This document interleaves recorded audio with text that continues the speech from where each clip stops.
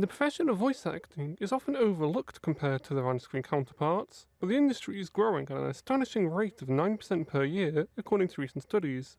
This increase can be seen from more adverts being voiced over to an increased production of animated media.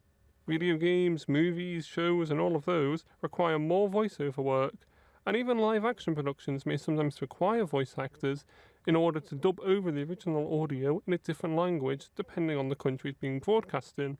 As a result, this has led to increasing job opportunities for those who want to become voice actors, and thus more people want to pursue that as a career full time. I spoke to Doug Cockle, a voice actor. I spoke to Doug Cockle, a voice actor most famous for playing Geralt of Rivia in the Witcher game series, and I asked for his advice for people entering the field.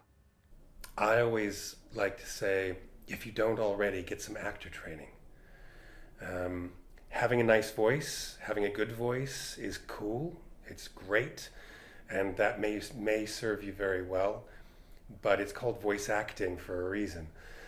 So get some actor training. And if for no other reason, then the fact that most people who are directing voice actors in games are people who come from actor training themselves. They're actors or the directors, or they are people who speak a certain language. It's the language of the performing arts.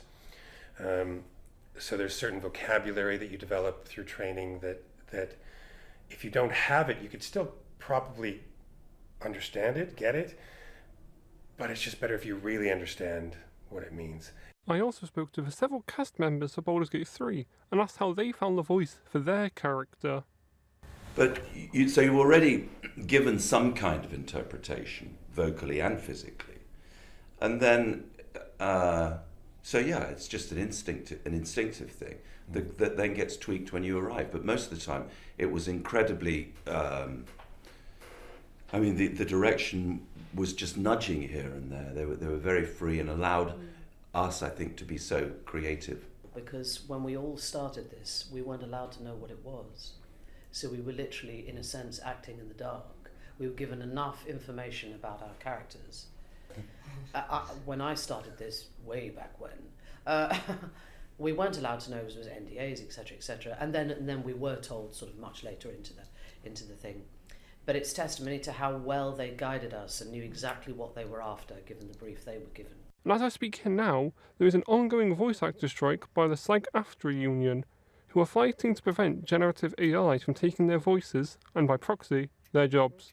In an interview with the BBC, Doug Cockle expressed his support for the strike despite not being a member of the union himself, saying, "The actors in SAG-AFTRA aren't just striking for themselves, they're striking for the creative industries across the world."